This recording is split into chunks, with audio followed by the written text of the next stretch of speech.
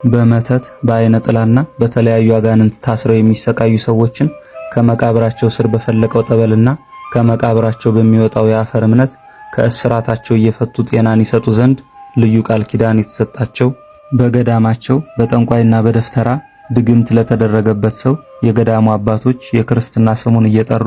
ዕጣን እያሳረጉ ልዩ በሆነ ሥርዓት ለጻድቁ የተሰጣቸውን በየቦታው ከሚሸጠውና በቤተ ክርስቲያናችን ከተወገዘው መፍትሄ ሥራ የተለየውን ትክክለኛ የጻድቁን የመፍትሄ ሥራ ጸሎት መራራ በሆነው በጻድቁ ጠበልና እምነት ላይ ጸልየው በሰጡት ጊዜ በተሰጣቸው ቃል ኪዳን ፈጥነው ድግምትና ሥራዬን የሚፈቱ ገና በልጅነት እድሜያቸው ቀን ቀን በጉባኤ ቤት የእግዚአብሔርን ቃል እየተማሩ ከዋሉ በኋላ